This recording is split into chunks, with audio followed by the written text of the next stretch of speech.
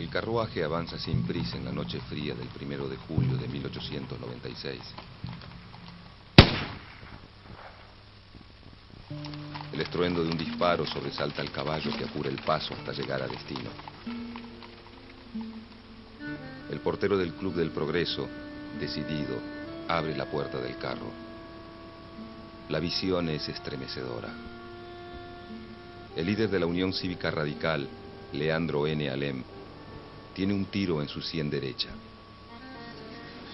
Su cuerpo es trasladado hasta el salón del club y en una ceremonia improvisada despiden azorados a una de las figuras claves de la política de la época. La voz de la revolución yace sin vida sobre una mesa, con el rostro velado por su poncho de vicuña.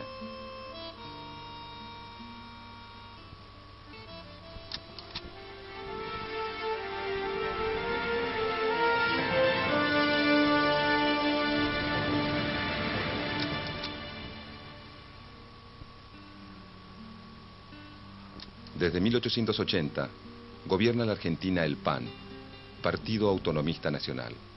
Primero bajo el mandato de Julio Argentino Roca y luego de Miguel Juárez Celman. El fraude es el mecanismo usual en las elecciones. En todo el país, pero sobre todo en el litoral, las transformaciones sociales producto de la inmigración masiva se hacen cada vez más notorias. Juárez Celman lleva 4 años en el gobierno. Su política económica profundiza el desarrollo del modelo agroexportador, que genera una crisis económica que, a medida que avanza, articula a los opositores. A partir de la publicación de un artículo en el diario La Nación, que denuncia el lamentable estado de las cosas sin una oposición que controle el poder del presidente, se conforma la Unión Cívica de la Juventud, que reúne a un grupo de jóvenes estudiantes universitarios que organiza, el 1 de septiembre de 1889 en el Jardín Florida, la primera manifestación de oposición a Juárez Celman. Después de esta reunión, la Unión Cívica de la Juventud cambia de nombre al incorporar a otros opositores y comienza a llamarse Unión Cívica. Luego de 10 años de mantenerse fuera de la política, el popular caudillo Leandro N. Alem regresa como líder de la Unión Cívica y firme opositor al régimen roquista. La oposición liderada por la Unión Cívica tiene 2 objetivos: agitar a la opinión pública contra el gobierno y preparar una revolución para derrocar al presidente. Acusa al gobierno de Juárez Celman de carecer de moral administrativa y pide la libertad del sufragio y el respeto a las autonomías provinciales.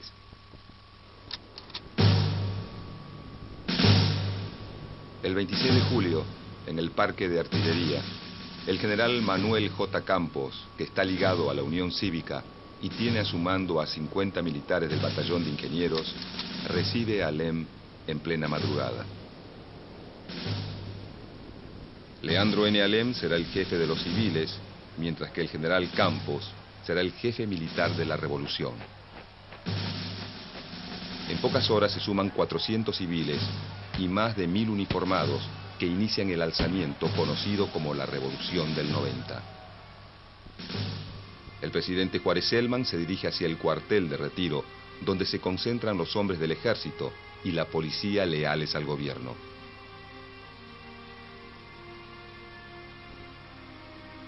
Desde el Parque de Artillería, la Junta Revolucionaria los intima a someterse a la revolución que acaba de estallar. Hombres y mujeres enterados del levantamiento llegan al parque a pedir armas.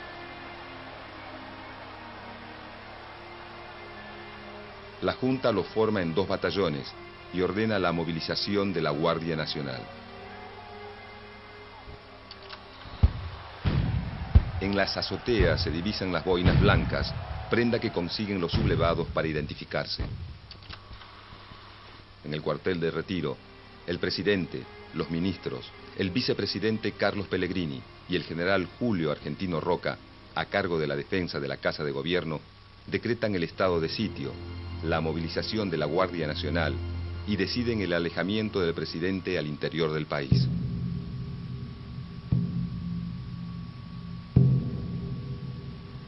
El general Levalle y el vicepresidente comandan el ataque contra los rebeldes. Los revolucionarios construyen cantones y trincheras alrededor de la plaza del Parque de Artillería. A las 9 de la mañana comienzan los enfrentamientos. Varios uniformados de la fuerza policial son acribillados. Desde Talcahuano, los revolucionarios apostados en los cantones atacan al regimiento 11 de caballería. La bocacalle queda cubierta de muertos y heridos y más de 50 caballos destrozados. El general Levalle, que avanza por Cerrito, es emboscado desde los techos de la Intendencia Municipal y se da en retirada. Las fuerzas leales al gobierno se recomponen y a las 3 de la tarde logran quedar a una manzana del parque. Al atardecer la batalla cesa. Recogen más de 150 muertos.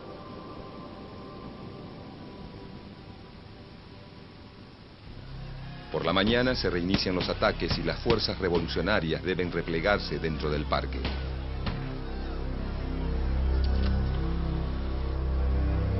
Los rebeldes piden parlamentar. Aristóbulo del Valle se reúne con el vicepresidente Carlos Pellegrini y le solicita un armisticio de 24 horas para enterrar a los muertos y atender a los heridos. Los barcos de guerra favorables a los revolucionarios ignoran el acuerdo del cese de fuego y bombardean la Plaza de Mayo, la Casa de Gobierno y la zona de retiro.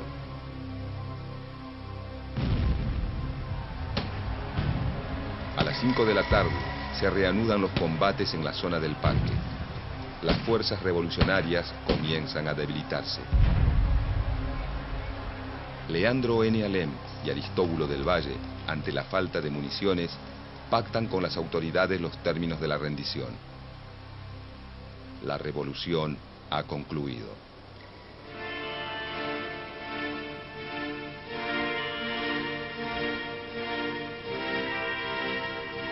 La ciudad está paralizada.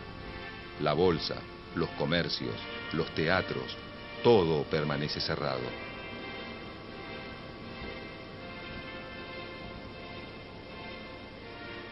Juárez Celman, sin el apoyo de su propio partido, presenta la renuncia el 6 de agosto de 1890. Lo sucede el vicepresidente, Carlos Pellegrini. Julio Argentino Roca, apodado El Zorro, es nombrado ministro del Interior. Desde su nuevo cargo, comienza a reconstruir su liderazgo en el Partido Autonomista Nacional.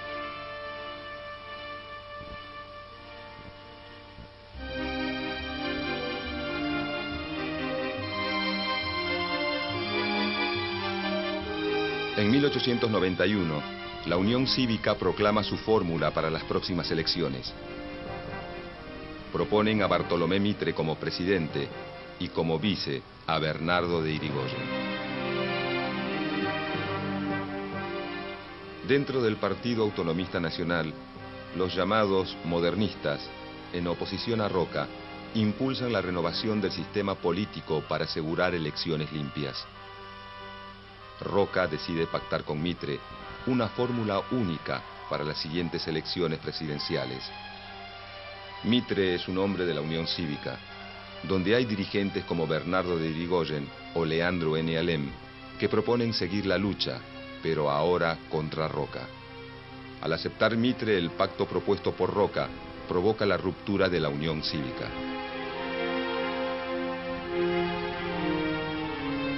Sus seguidores forman la Unión Cívica Nacional, mientras que Leandro N. Alem y Bernardo de Irigoyen crean la Unión Cívica Radical.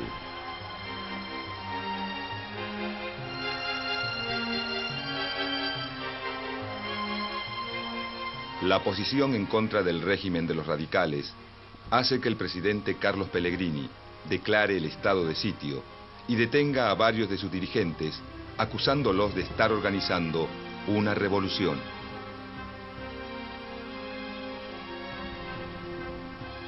La Unión Cívica Radical manifiesta la abstención en los comicios presidenciales. Roca, luego de pactar con Mitre, levanta la candidatura de Luis Sáenz Peña y José Evaristo Uriburu, que con fraude ganan las elecciones.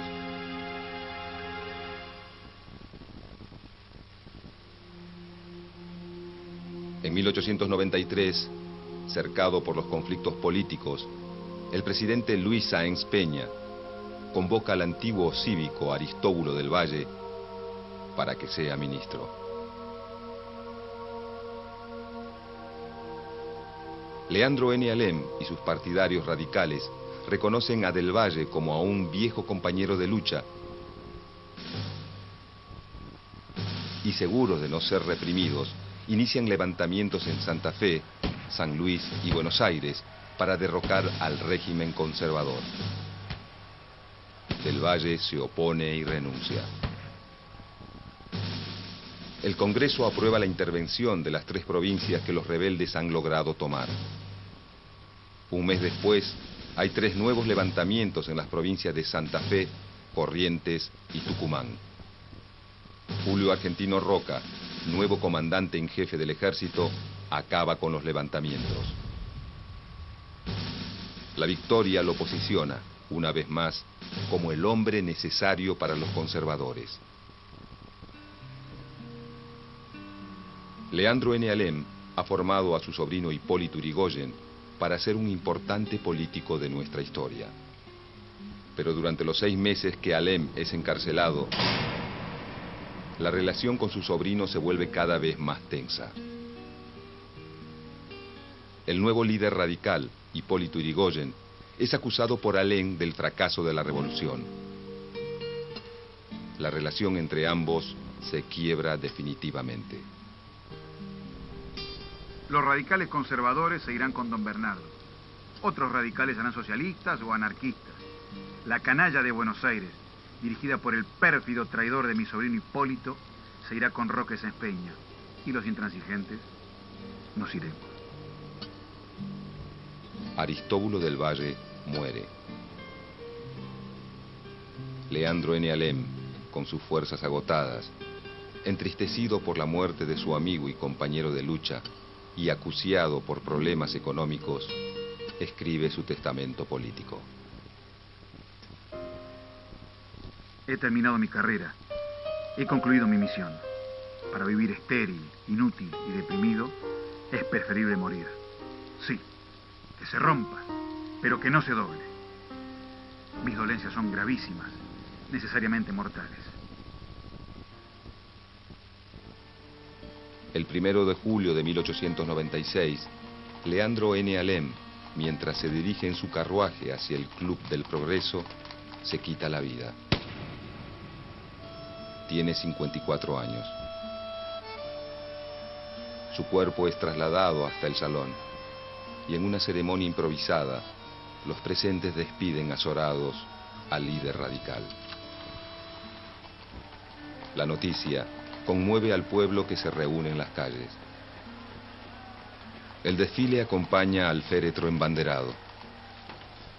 La muerte de Alem profundiza la crisis entre las facciones radicales de la capital, liderada por Bernardo de Yrigoyen, y la provincia de Buenos Aires, conducida por Hipólito Yrigoyen. Bernardo de Yrigoyen impulsa una alianza con la Unión Cívica Nacional. En oposición, Hipólito Yrigoyen disuelve la Unión Cívica Radical Bonaerense, obliga a sus diputados a renunciar y cierra los comités en toda la provincia. Como respuesta, es expulsado del partido. Fracturada la Unión Cívica Radical, queda desdibujada de la escena política y comienza una serie de alianzas con otros partidos en distintas provincias. Con las fuerzas opositoras debilitadas, la vieja política de alianzas y de manejo electoral vuelve a triunfar. En 1898, Julio Argentino Roca gana las elecciones, con los mecanismos usuales de la época, e inicia su segunda presidencia. Durante su gestión presenta el controvertido proyecto de unificación de la deuda externa.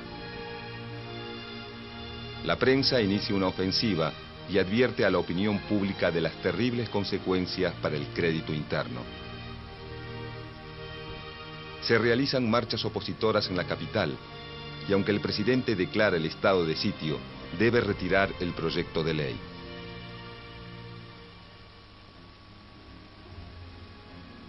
Ante el avance de los ideales anarquistas entre los trabajadores y el aumento de la conflictividad social ante las malas condiciones de vida y de trabajo, se plantean dos respuestas. En 1902 se sanciona la ley de residencia, que permite la expulsión del país de aquellos extranjeros que son considerados agentes de perturbación social, los anarquistas. Y también se lleva adelante una investigación de las condiciones de trabajo en Argentina, que sirve como base para un proyecto de Código del Trabajo, pero no llega a ser aprobado por el Congreso. Se acercan las elecciones y las prácticas fraudulentas continúan.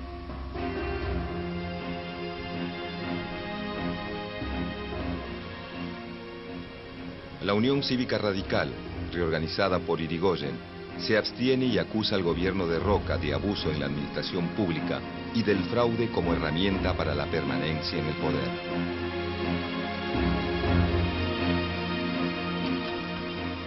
En 1904, la fórmula conservadora de Manuel Quintana y José Figueroa Alcorta gana las elecciones.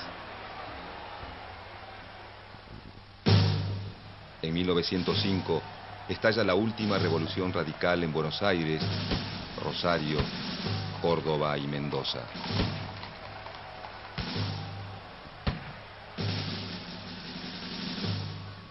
Los levantamientos cívico-militares son derrotados, pero muestran al radicalismo vivo y dotado de una renovada popularidad.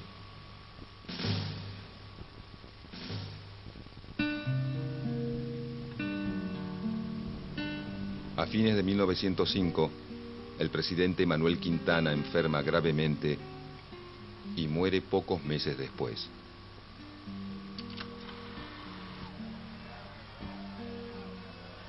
Lo sucede el vicepresidente Figueroa Alcorta. Durante su mandato, la desigualdad social y las malas condiciones laborales se vuelven cada vez más evidentes. Las extensas jornadas y la explotación de niños y mujeres fomentan un fuerte malestar entre las clases trabajadoras. Huelgas y protestas como la de los inquilinos o la Semana Roja son severamente reprimidas. Antes de finalizar su mandato, Figueroa Alcorta promulga la Ley de Defensa Social, que permite el confinamiento en cárceles a quienes se consideren peligrosos, capaces de ocasionar disturbios.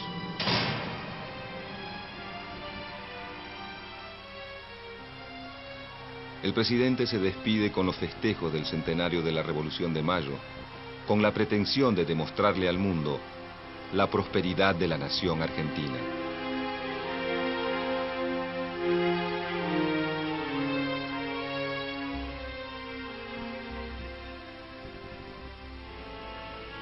La fórmula del PAN, Roque Sáenz Peña, Victorino de la Plaza, se impone, fraude mediante, en las elecciones de 1910 casi sin oposición y consigue la totalidad de los votos del colegio electoral.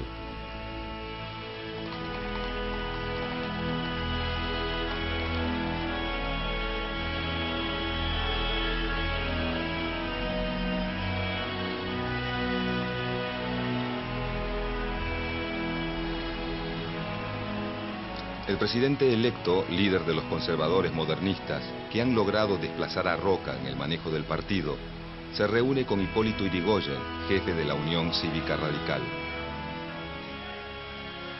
Yrigoyen promete abandonar la vía revolucionaria y Roque Sáenz Peña promulgar la ley electoral que será fundamental para la historia de la República Argentina.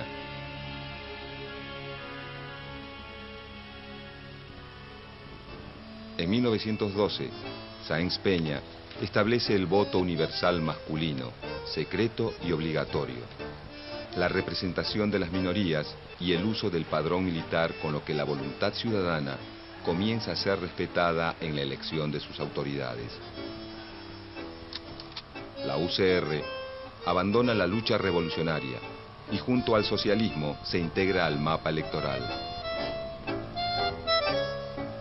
El partido liderado por Hipólito Yrigoyen surge como una fuerza nacional por encima de las diferencias regionales y de clase. Sus actos son cada vez más masivos. La UCR organiza una red de comités por todo el país que se va posicionando como la base de su poder electoral. En 1916, la fórmula radical con Hipólito Yrigoyen a la cabeza gana en las elecciones presidenciales sin fraude. Años de precariedad política llegan a su fin.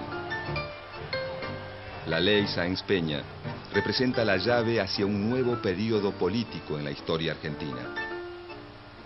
Una nueva metodología regirá al país durante los próximos 14 años. Las elecciones sin fraude y el inicio de una nueva política en que las masas populares tendrán mucho para decir.